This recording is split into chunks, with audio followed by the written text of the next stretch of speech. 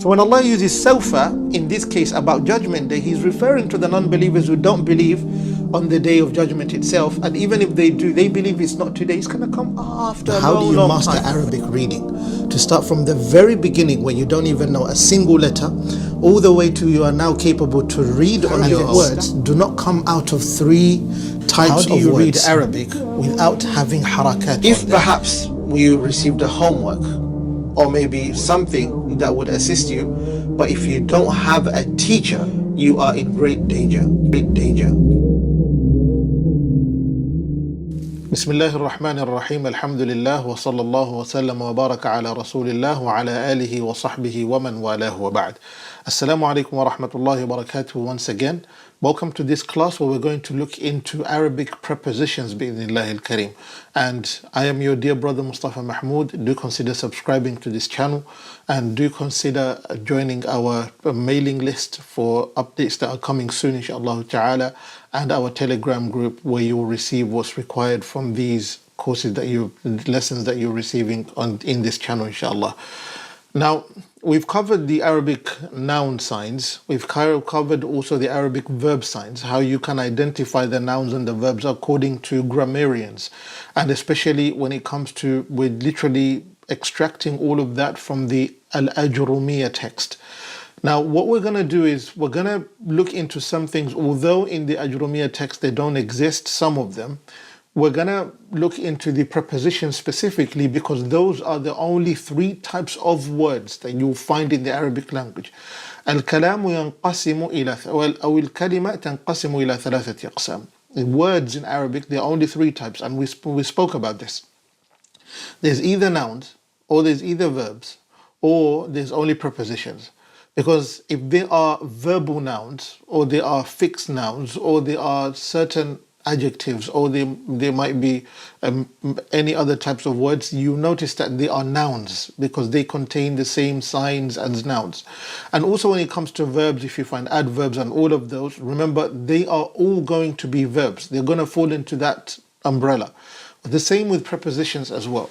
So even if you say that in English we have so many parts when it comes to an English grammar, but that's not the case. The case is, what umbrella does it fall into? Like basically, where does it belong? What's the heading? What's the top? What's the head of the umbrella that literally every other topic falls into it?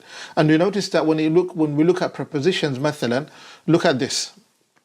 We know that prepositions, mathalan, there's such as min, we have ila, we have an, we have ala, mathalan like this. Now, also we have anna, we have inna, like that. And also we have, let's say, la, okay, we have la, such as that. Now look at this. These prepositions are a certain category. These prepositions are a certain category as well. And this one also is another category. And then you have mathalan qad, okay? Qad, like this. Now these prepositions, even if they are categorized, let's write the word here, categorized, you will notice something. All of them, regardless, all of them are prepositions.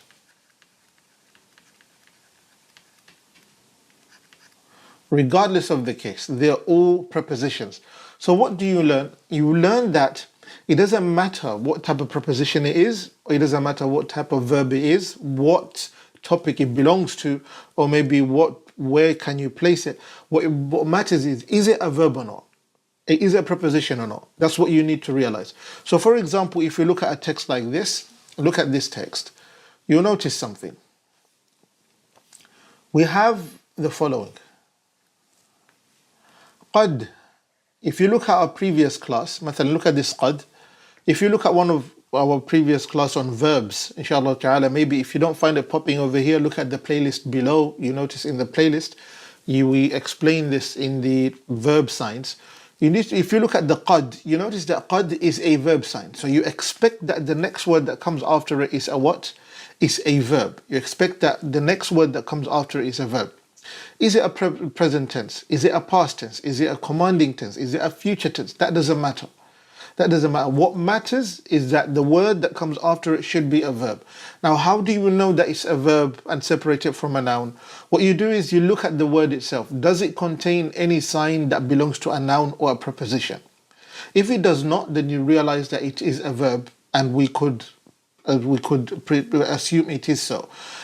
If you have not studied the differences of nouns and verbs and everything else that relate to each one of these as topics, which they are subjects of their own, you notice that you have to look at the very basic differences for you to identify them, inshallah ta'ala. So look at this text again. قد يريد. Let me wipe this off. قد يريد. Now, you might look at this text as well and you might be thinking, but this doesn't have any diacritic. Like basically there is no mark on it. When we say diacritic, we refer to as, bear with me, look at this. We refer to as قد يريد الإنسان, like the إصلاح شيء هين.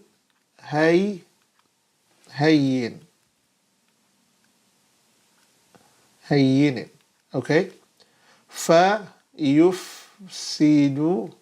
شيئا كبيرا. فماذا يفعل ليعيد ما أفسده تعالى. Okay, شاهد ماذا فعل جحا عندما احتاج إلى عدة دراهم. Okay, now don't worry about all of the diacritics that you see there, all the harakat that you see there at the moment. Worry on this. Yes, it might seem like, whoa, what's going on over here? But actually what I'm trying to show you as well is the fact that if you look carefully, you'll notice that these marks that you see, they show you the potential of where you can get if you study the Arabic language properly, inshallah ta'ala. They show you the potential of where you can get if you study the Arabic language properly, inshallah ta'ala. And I'm a really huge advocate of not just about Arabic speaking, but actually I'm talking about Arabic reading. That's what's important. Remember, Arabic reading, if you can read and understand this, that's really, really important. Don't forget that, inshallah ta'ala. It really helps you throughout your journey of Arabic. Now let's get back to our prepositions, bi'idhnillah al-kareem. Now look. When it comes to prepositions, look at min, ila, and ala. Now, what does a preposition mean in Arabic? You call it as harf, okay? Harf. Now, they say one of the main definitions, it means harfun ja'a, okay? Ja'a li ma'nan, okay? It came for a meaning. This is a word that came for a meaning. What meaning? لغيره. What does لغيره mean? لغيره means it cannot, or instead of saying لغيره, let's wipe this off, erase this, yes. Yeah, rather than saying حرف جاء لمعنى بغيره, it wouldn't be a complete meaning without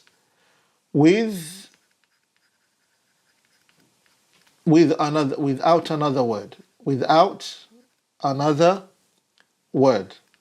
So let's say the word min, مثلا, min can means of, can means from, okay? It can mean that. Ila means to, مثلا, to somewhere. Maybe you have the word ala Ala means on. It can be another, maybe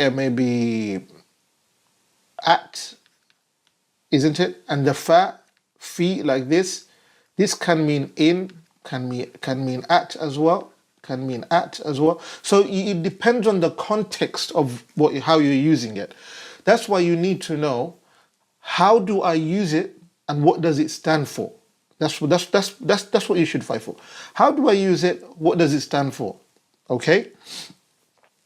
But when you look at preposition itself, now let's look at the Quran. What does the Quran provide us? Look at this. سبحان الذي أسرى بعبده ليلا من look at this, minal. See? Minal masjid al-haram ila al-masjid al-aqsa. Now min, this one means from. Understood? Remember? Look, min means from. If you look at the whiteboard, you'll clearly see. Min means from. One of the meanings of min. If you come back to the Quran again, you'll notice that ila means to. Ila al-masjid al-aqsa. So what does this mean? Subhanalladhi, exalted be the one whom asra bi'abdihi laylan min al-masjid al-harami ila al-masjid al-aqsa, who took his servant to the night journey, laylan min al-masjid, from al-masjid al-haram, the haram, ila al-masjid al-aqsa, to al-masjid al-aqsa, alladhi barakna hawlahu linuriyahu min ayatina. Understood? But there's something that I need you to learn. And I'm going to try to make this as short as possible so that you can leave with something to benefit with. Something what I want you to learn is this. If you look at this whiteboard, it's not about the prepositions. It's not about the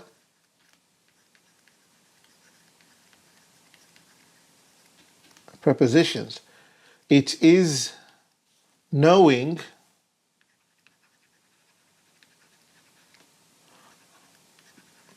where they belong. What does that mean? What is that supposed to mean? That's supposed to mean every preposition belongs to a certain category of words. They don't belong to just random category of words. Not every preposition will belong to a noun. Not every preposition will belong to a verb. And not every preposition would only specifically work for just nouns and verbs, because some of them would work for both nouns and verbs depending on the context as well. So that's something which we need to look into for you to distinguish the differences of these prepositions specifically work for nouns, these prepositions specifically work for verbs, and these ones can be used for both nouns and verbs, inshallah ta'ala. So I want you to pay attention with me, bi'idhnillah al-kareem. Now look over here. You have prepositions such as min, ila, an, ala, fi. I would only give you these. This is 1, 2, 3, 4, 5. Okay? And then you have prepositions such as qad,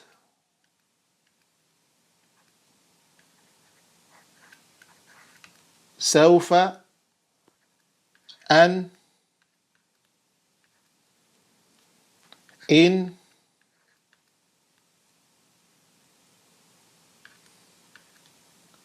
and then you'll have prepositions such as la, aywa.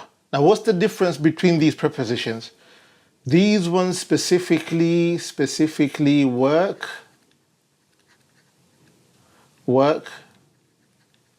with nouns. Okay? Meaning to say the word that comes after it is a noun. These ones, verbs only. Verbs only. The words that come after them are verbs. This one can be both verbs and nouns. Bear that in mind, both verbs and nouns. Now, how do you spot them when you read? Let's try find out if we can find some in the Quran. can find some of them in a text so that you can see how to spot them, inshaAllah ta'ala. Beginning with the Quran, look, we said that من المسجد الحرام إلى المسجد الأقصى أليس كذلك؟ من دوني وكيلا. See that?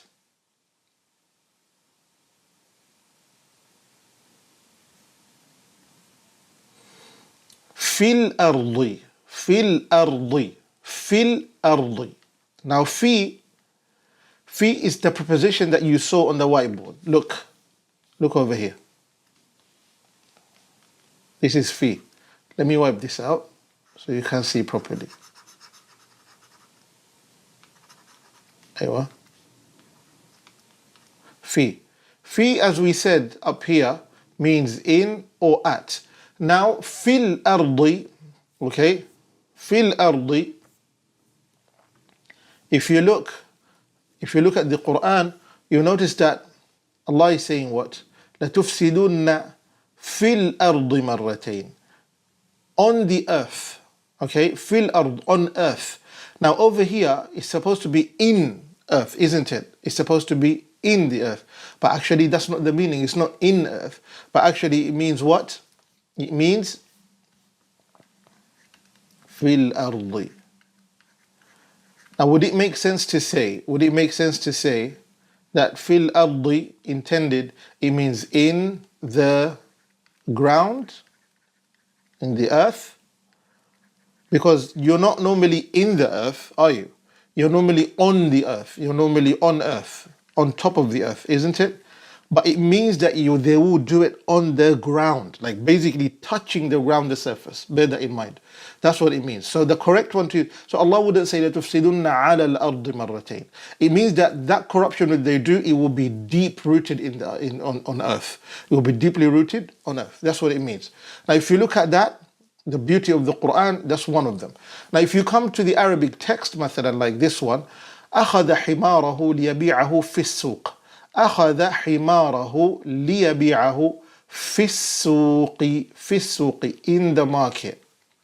So you don't go on the market because you're not going to go above the market. You're going in the market. See, in an Arabic text, it's used appropriately as it should because of the context. It's a fil or fis-suq.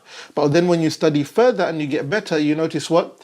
Allah teaches us even for the fis-suqi, in the market. I hope you're seeing that. Ewa, look, fis-suqi, like this. You're seeing that, inshallah ta'ala. In the market. Let me do this again so you can see it properly.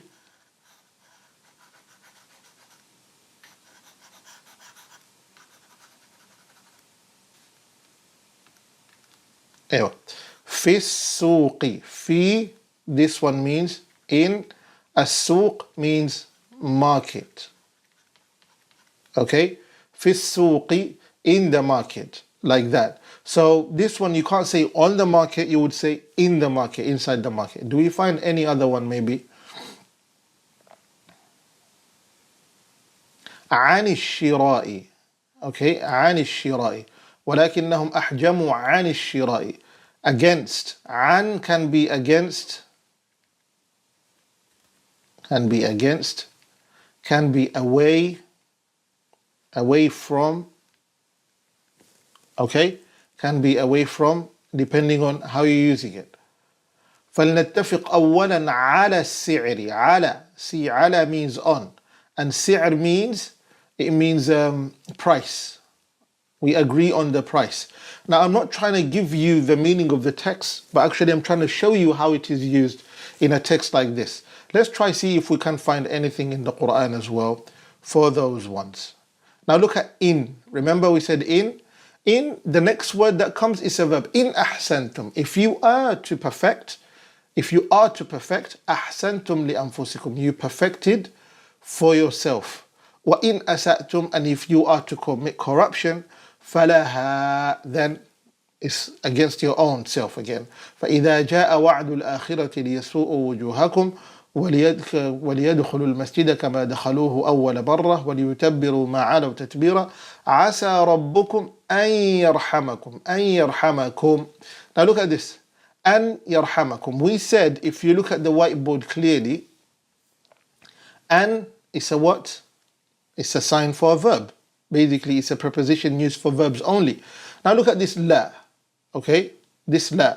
Can we find anything that literally shows it can be used for both nouns and verbs? Aywa. Look. Allah says, وَأَنَّ الَّذِينَ لَا يُؤْمِنُونَ. لَا يُؤْمِنُونَ. Okay? لَا يُؤْمِنُونَ. This la, after it, it follows, it's a verb. You can see this. It's a verb. Look carefully. You can see that's a verb. La, and then la yu'minun. It's a verb. That's very simple. However, if we go any further and look for another la that specifically shows you it's not a verb next to it,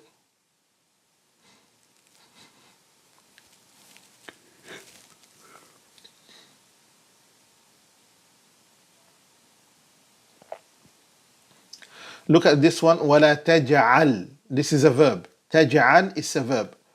وَلَا تَقْتُلُوا. See, تَقْتُلُوا is a verb. وَلَا تَقْتُلُوا is a verb. وَلَا تَقْرَبُوا. تَقْرَبُوا is a verb. Notice that. All of those are verbs. Let's find one that is not a verb after it. Look at the most common Quran verse that is used all the time, such as La ikraha fi din. There is no compulsion in the religion. Look at that. There is no compulsion in the religion. Look. La ikraha. This ikraha is a noun. This ikraha is a noun. How would you know it's a noun? Then that's when now you need to study the difference. Now look at this. La ikraha fi din. In the religion. Fi and ad-din means religion. So you know the meaning of fi now and the meaning of ad-din. قَدْ تَبَيَّنَ الرُّشْدُ مِنَ الْغَيِّ. من الغي فمن يكفر بالطاغوت ويؤمن بالله فقد استمسك قد look at this قد you see قد استمسك بالعروة الوثقى لا انفصام لها والله سميع عليم. Now those are among the things that I wanted you to look at so that you may realize the differences of how prepositions work. What do they stand for? What type of prepositions do you have? And I've just given you just the tip of the iceberg so you can see the sweetness of it. Something that I want to return you back to, however, is this. I want you to look at this. Look, remember when we did these diacritics here? Harakat, قد يريد الإنسان. In our next class, inshaAllah ta'ala, we're going to look at specifically how do we read Arabic without any vowel marking? How do we read Arabic without any harakat? What do we need in order to be able to read without any harakat? In the previous lesson, we looked at how does a student get from zero, from knowing nothing, all the way to become a master in the Arabic language to that certain level where they can become students of knowledge. But in the next class after this, we're going to look into how do you read without diacritics, and you're going to notice something.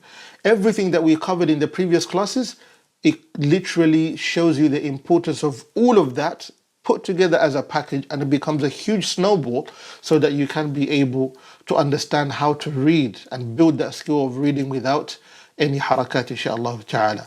May Allah subhanahu wa ta'ala grant you goodness and all of us. Wa sallallahu wa sallam wa baraka ala nabiyyina Muhammad wa ala alihi wa sahbihi ajma'in. I'll see you in another class. In this class, we're going to look at how do you read Arabic without having harakat on them. So when Allah uses sawfa, in this case about Judgment Day, He's referring to the non-believers who don't believe on the Day of Judgment itself. And even if they do, they believe it's not today, it's going to come after a long, long time. How do you master Arabic reading? To start from the very beginning where you don't even know a single letter, all the way to you are now capable to read on your words do not come out of three types of words. How do you read Arabic without having harakat? If perhaps you received a homework or maybe something that would assist you, but if you don't have a teacher, you are in great danger.